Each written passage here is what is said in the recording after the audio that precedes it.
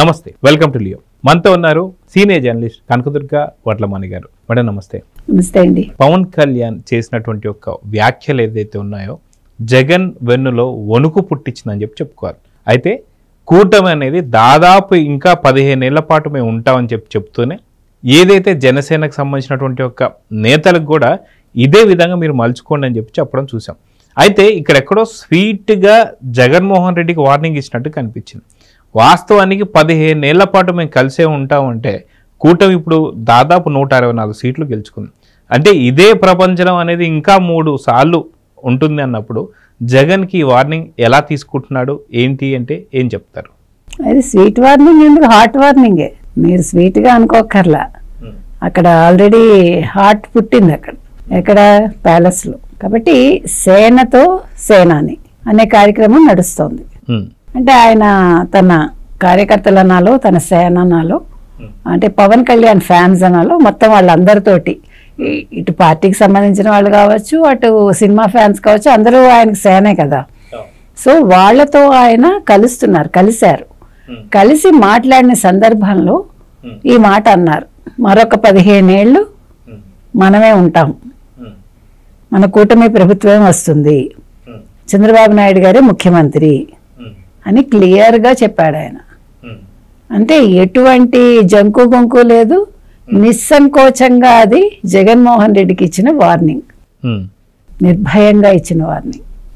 ఎందుకంటే జగన్మోహన్ రెడ్డి ఏం ఆశిస్తున్నాడంటే ఎలాగో ఒకలాగా పవన్ కళ్యాణ్ని బయటకు తీసుకొచ్చేయాలి. ఇవాళ అందుకే సుగాలి ప్రీతి ఇష్యూ మళ్ళీ వాళ్ళ అమ్మ పెద్ద ఇష్యూ చేస్తోంది. నేనేమంటానంటే సుగాలి ప్రీతి వాళ్ళ అమ్మగారు వెనకాల ఎవరున్నారో ముందు బయటకు తీయండి.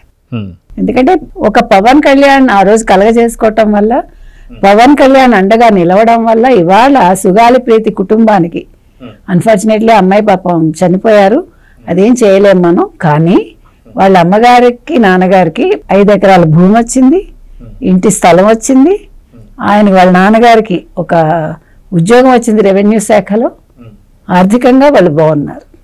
ఇప్పుడు న్యాయం జరగాలంటే న్యాయం జరగడానికి కోర్టు లేకపోతే సిఐడి పరిధిలో అది ఆ కేసు ఉంది.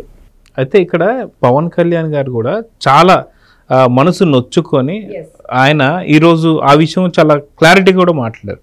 ఏంటి అంటే దాదాపు 5 ఎకరాలు మీరు అన్నట్టుగా, అదేవిధంగా 5 సెంట్ల భూమి కూడా వచ్చింది, అదేవిధంగా ఇద్దరికి కూడా రెవెన్యూ డిపార్ట్మెంట్లో ఉద్యోగాలు వచ్చాయని చెప్పేశాను.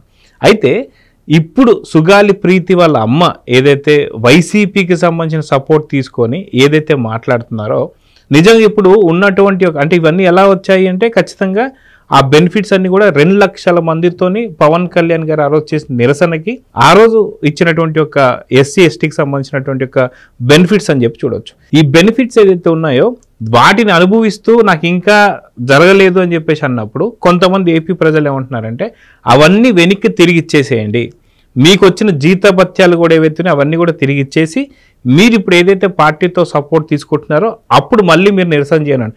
పవన్ కళ్యాణ్ గారు కూడా ఇప్పుడు ఈరోజు చాలా క్లారిటీగా చెప్తున్న పాయింట్ ఏంటి అంటే వీళ్ళు వైసీపీ వాళ్ళు ఈ 5 ఎకరాలు 5 సెంట్ల భూమి ఇచ్చే టైంలోనే ఆధారాలు చెరిపేశారు అని మాట్లాడుతున్నారు. సో నిజంగా బాబాయ్ హత్య కేసులో కూడా ఎంతో మందిని ప్రాణాలు తీసేశారని చెప్పేసి అన్నారు. ఆధారాలు 2 లీటర్ల బ్లడ్ తుడిపేశారు వివేక హత్య కేసులో అంటున్నారు. సో నిజంగా దీన్ని వైసీపీకి సంబంధించిన ఇప్పుడు సపోర్ట్ ఇవ్వడానికి చూడాలా, లేదా వైసీపీ సుగాలి ప్రీతి వాళ్ళ మదర్ని మోసం చేశారని చెప్పాలి, ఎలా తీసుకోవాలంటారు? హైజాక్ చేశారు, ఒక రకంగా హైజాక్ చేశారు. అంటే మీరు గమనించండి, ఈ జగన్మోహన్ రెడ్డి అనే వ్యక్తి ఎట్లా ఎస్సీలని ఎస్టీలని వాడుకుంటాడు. ఉదాహరణకి నారాయణ స్వామి గారి కేసు. నారాయణ స్వామి గారిని సిట్టు ప్రశ్నించాక ఆయన ప్రెస్ మీట్ పెట్టినప్పుడు ఒక్క వైసీపీ కార్యకర్త కానీ నాయకుడు కానీ ఆయన పక్కన ఉన్నారా? మీరు చెప్పండి, ఎందుకు లేరు? Because he's an SC. ఆయన అవసరం అయిపోయింది, ఆయన వాడేసుకున్నారు, ఆయన సంతకం తీసుకున్నారు, కోట్లు తినేశారు, ఆయనకి ఏదో కొంచెం ఇచ్చారు, లెక్క సరిచేశారు. ఇప్పుడు ఆయన దొరికాక ఆయన నిజంగా అప్రూవర్గా మారాడో లేదో తెలియదు ఎవరికి, కానీ వీళ్ళే ఒక అజంప్షన్కి వచ్చేసి అతను దూరం పెట్టేశారు. నేను ఎందుకు చెప్తానంటే ఇవాళ సుగాలి ప్రీతి వాళ్ళ అమ్మగారు కూడా మరి 5 ఏళ్ళు ఆవిడ 2019 నుంచి 24 వరకు జగన్మోహన్ రెడ్డి ప్యాలెస్ ముందు ఎందుకు ధర్నా చేయలేదు, ఎందుకు ప్రశ్నించలేదు? నీ కూతురికి సంబంధించి ఆధారాలు చెరిపేసినప్పుడు మీరేం చేస్తున్నారు? ఇవాళ డిఎన్ఏకి సరిపోవటం లేదు వ్యక్తుల ఇవి అన్నప్పుడు మీరు ఈరోజు మళ్ళా ఒక తల్లిగా మీరు ఆ కూతురికి జరిగిన ఒక అఘాయిత్యాన్ని పదే పదే ఎందుకు మాట్లాడుతున్నారు? తప్పు కదా. ఆ పిల్ల చావు గురించే మనం మాట్లాడాలి. మిగతా విషయాలు ఆవిడ ఎందుకు ప్రస్తావిస్తున్నారు? అది ఎంత బాధాకరం. ఏ తల్లి కూడా జరిగినా ఏదైనా అఘాయిత్యం జరగలేదని చెప్తారు. కానీ వాళ్ళ సుగాలి ప్రీతి వాళ్ళ అమ్మగారు ఆ విషయాన్ని పదే పదే ప్రస్తావించడంలో వైసీపీ వాళ్ళు ఎందుకు ఆవిడని రెచ్చగొడుతున్నారు ఆ రకంగా? ఇవాళ ఆవిడ ప్రశ్నించాల్సింది వైసీపీని, ఇవాళ ఆవిడ ప్రశ్నించాల్సింది జగన్మోహన్ రెడ్డిని, ఇవాళ ఆవిడ ప్రశ్నించాల్సింది రోజాని. ఎందుకంటే మహిళలకి వాళ్ళు ఏదో చాలా చేసేసారు కదా. యాంకర్ శ్యామల గారు కూడా మా జగన్ అన్న మీకు అదేంటది యాప్ వాళ్ళు పెట్టారు అప్పుడు, దిశ యాప్. మరి దిశ యాప్ ఎందుకు పని చేయలేదు? సుగాలి ప్రీతికి దిశ యాప్ ఎందుకు పని చేయలేదు? సుగాలి ప్రీతి వాళ్ళ అమ్మ ఎందుకు అడగట్లేదు? ఇవాళ పవన్ కళ్యాణ్ చెప్పినట్టు నేను లోకుగా దొరికానా అని అడిగారు పవన్ కళ్యాణ్ గారు. నా మంచితనాన్ని మీరు ఈ రకంగా తీసుకుంటున్నారా అని ప్రశ్నించారు. కరెక్టే కదా.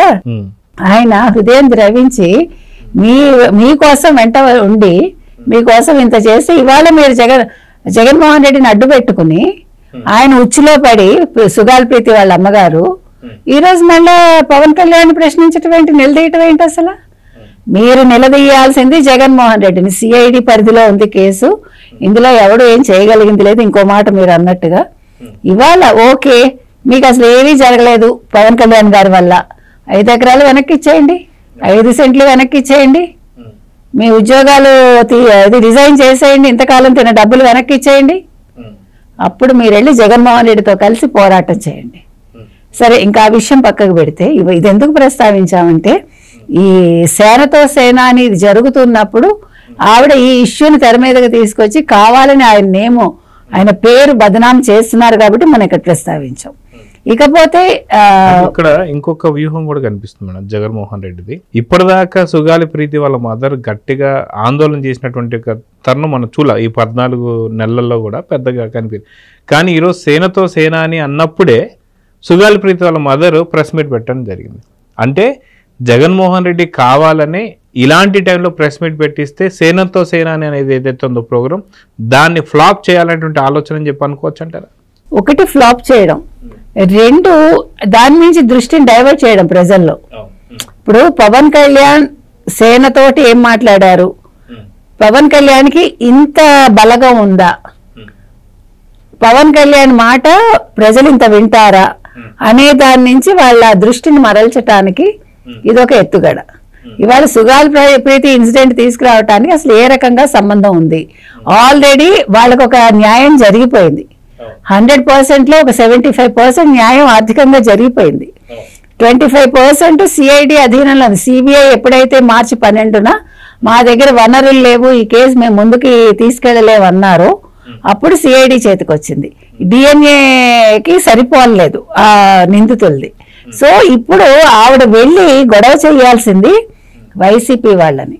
ఎందుకంటే డిఎన్ఏ సరిపోలేదంటే వాళ్ళు మొత్తం అంతా కూడా మార్చేశారు. అక్కడ మీరు ఇందాక చెప్పినట్టుగా బాబాయ్ హత్య కేసులో ఎలా అయితే రోడ్డు మార్గాల్లో వచ్చి ఫోన్లో ఏం చెప్పాలో చెప్పి ఆ డ్రైవర్ కూడా మళ్ళా ఇప్పుడు విగత జీవి అయిపోయి ఇవన్నీ జరిగాయి. కాబట్టి ఇవన్నీ కూడా ఆవిడకి తెలియాలి. ఆవిడకి మరి ఇప్పుడు ఏమి ఆశ చూపించుంటారు? ఇంతకంటే ఏం కావాలి ఆవిడకి? 5 ఎకరాల పొలం అంటే ఈరోజు 10 కోట్లుట, 5 సెంట్ల భూమి, ఇంకేం కావాలి సుగాలి ప్రీతి వాళ్ళ అమ్మకి? ఒక పక్క కూతురు పోయాక ఆవిడ ఇంకా దాన్ని కూతురు చనిపోయిన దాన్ని ఇంకా ఆవిడ ఏం చేయదలుచుకుంటున్నారు? ఆ బాధ ఒక పక్క ఉండగా ఆవిడ ఎందుకు వీళ్ళ ట్రాప్ లో పడుతున్నారు? వైసీపీ ట్రాప్ లో. మీకు ఇంకా అర్థం కావట్లేదా? ఆవిడ పేరేంటో మనకు తెలియదు కానీ ఆవిడకి ఇంకా అర్థం కావట్లేదా?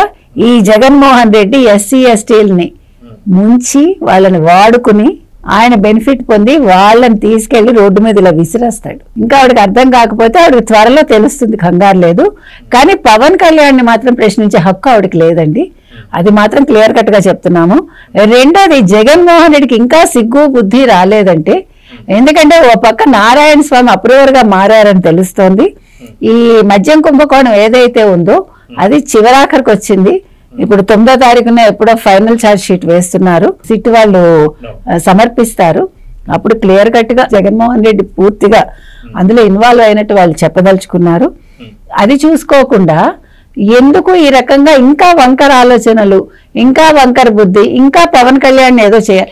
మీరు అలా చేసే ఇవాళ 100% స్ట్రైక్ రేట్ వచ్చింది జగన్మోహన్ రెడ్డి, ఎవరు పవన్ కళ్యాణ్కి. అది అర్థం చేసుకోండి. మీరు ఇంకా అతన్ని పైకి తీసుకొస్తున్నారు అంతే. దానివల్ల నష్టపోయేది పవన్ కళ్యాణ్ కాదు, మీకు ఆల్రెడీ పంగనామాలు పెట్టారు ప్రజలు, 2 నామాలు పెట్టారు, మీకు 11 వచ్చింది. మీకు అవి కూడా అక్కర్లేదు, మాకు రౌండ్గా గుండ్రం బొట్టు పెట్టమని అడుగుతున్నారా మీరు? ఎలాగో బొట్లు పెట్టించుకుంటున్నారు కదా, కొత్తగా పూజలు చేస్తున్నాడు కదా. ఇప్పుడు మీరు ఎంత పవన్ కళ్యాణ్ని తొక్కాలని చూస్తే పవన్ కళ్యాణ్ అంత పైకి వస్తారు. మీరు ఇందాక అన్నట్టుగా ఇప్పుడు మనకి నియోజకవర్గాలు పెరుగుతాయి, 250 అంటే ఖచ్చితంగా వీళ్ళు 50కి పైగా సీట్లు వీళ్ళు కంటెస్ట్ చేస్తారు జనసేన వాళ్ళు. సో అక్కడ మళ్ళీ 100% స్ట్రైక్ రేట్ తెచ్చుకుని ఇంకా 2 కనీసం, 3 కదా, ఇంకా 3 సార్వత్రిక ఎన్నికలు వీళ్ళు చూస్తారు. అప్పటికి మీరు పాపం ఇప్పుడేదో యంగ్ అనుకుంటున్నారు, అప్పుడు మీరు ఎవరినైతే ముసలాడు అన్నారో అలా మీరు ముసలాడు అవుతారు. అప్పుడు మానసికంగా శారీరకంగా 2 రకాలుగా మీరు కుంగిపోయి ఉంటారు. ఇప్పుడు చంద్రబాబు నాయుడు గారు పాపం మానసికంగా శారీరకంగా దృఢంగా ఉన్నారు, మీరు మానసికంగా శారీరకంగా కుంగిపోయి మీ చుట్టూ మీకంటూ ఒక్క మనిషి కూడా ఉండడు. అది గుర్తుపెట్టుకోండి. తల్లి చెల్లి ఎలాగా లేరు, భార్య ఉన్నా కూడా మిమ్మల్ని పట్టించుకుంటారు లేదో అప్పటికి మనకి తెలియదు. మీ పిల్లలు అప్పటికి సెటిల్ అయిపోతారు, మీ జోలికి రావాల్సిన పని లేదు. ఇప్పుడు మీరు జైల్లో ఉంటే మిమ్మల్ని వచ్చి పరామర్శించేంత టైం ఎవడుకుంటుంది? ఓసారి వస్తారు, 2 సార్లు వస్తారు, నిత్యం రమ్మంటే ఎవడొస్తాడు? అందులో ఇప్పుడు 15 సంవత్సరాలు పడుతుందా, శిక్ష ఎంత పడుతుందో తెలియదు. సో మీ 15 సంవత్సరాలు అయ్యేసరికి రాజకీయం పూర్తిగా మారిపోతుందండి. అసలు జగన్మోహన్ రెడ్డి ఎవరు అంటే ప్రజలు ఆ జైల్లో ఉండొచ్చాడు కదా మద్యం కుంభకోణంలో అని అనుకుంటారు. కాబట్టి అప్పుడు మీరు కంటెస్టెంట్గా నిల్చున్నా కూడా మీకు మీ ఇంట్లో వాళ్ళే ఓటేస్తారు లేదా ఎవరికి తెలియదు. కాబట్టి మీరు పవన్ కళ్యాణ్ మీరు అనవసరంగా ఆయన మీద ఫోకస్ పెట్టకండి, నష్టపోయేది మీరు. పవన్ కళ్యాణ్కి ఉండే ఏమనాలి, ఆ ప్రాబల్యం అనండి లేకపోతే ఆ చరిష్మా అనండి ఏం తగ్గలేదు. మీ రోజా గారు ఆల్రెడీ ఈయన వార్డు మెంబర్గా కూడా పనికిరాడు అన్నారు. ఆయన పాపం అసెంబ్లీ గేటు తన్నుకుంటూ వెళ్ళి ఈరోజు ఉప ముఖ్యమంత్రిగా ఉన్నారు. కాబట్టి అనవసరంగా మన స్థాయి మర్చి మనం మాట్లాడామనుకోండి నష్టం మనకే అని జగన్మోహన్ రెడ్డికి చెప్తున్నాం. సో పవన్ కళ్యాణ్ గారు చాలా క్లారిటీతో ఉన్నారు. తర్వాత రాజకీయంగా ఆయన ఎటువంటి ఎత్తులు వేయట్లేదు, ఉన్నది ఉన్నట్టు మాట్లాడుతున్నారు, తనని తాను పెంచుకుంటున్నాడు ఆయన. అంటే అటు మాటల పరంగా ఇటు చేతల పరంగా తన వ్యక్తిత్వ పరంగా 3 రకాలుగా కూడా ఆయన ఎప్పుడూ కూడా అంటే పవన్ కళ్యాణ్ ఏంటో ఎప్పటికప్పుడు ఆయన చెప్పకనే చెప్తున్నారు. కాబట్టి ఆయనలో ఎటువంటి మార్పు లేదండి. ఆయన చంద్రబాబు నాయుడు గారి మీద ఆ రోజు ఎంత గౌరవం ఉందో ఈ రోజు అదే గౌరవంతో ఉన్నారు, రేపు కూడా ఉంటారు. కాబట్టి ఆయనకుండే క్లారిటీని మీరు అలవర్చుకోండి జగన్మోహన్ రెడ్డి. మీరు కన్ఫ్యూజన్లో ఏం మాట్లాడుతున్నారో ఏం చేస్తున్నారో, సుగాలి ప్రీతి అంశాన్ని ఎందుకు తెర మీదకి తెచ్చారు, వాళ్ళ అమ్మగారిని ఎందుకు మీరు అనవసరంగా బదనాం చేస్తున్నారో ప్రజలకు అర్థం కావట్లేదు. ఇక్కడ నష్టపోయేది పవన్ కళ్యాణ్ గారు కాదు అని 100% మనం చెప్తున్నామండి. కాబట్టి జగన్మోహన్ రెడ్డి ఇంక ఇలాంటి నికృష్ట రాజకీయాలు చేయొద్దని మనం ఈ సందర్భంగా చెప్తున్నాం. సో చూద్దాం మేడం, మొత్తానికి 15 ఏళ్ల పాటు కూటమి కలిసే ఉంటుంది అనగానే జగన్మోహన్ రెడ్డి గుండెలపై రాయి పడ్డట్టయితే అయింది. సో మొత్తానికి ఏం జరగబోతుందో చూద్దాం మరి. నమస్తే. నమస్తే. Please subscribe to Leo News for more videos.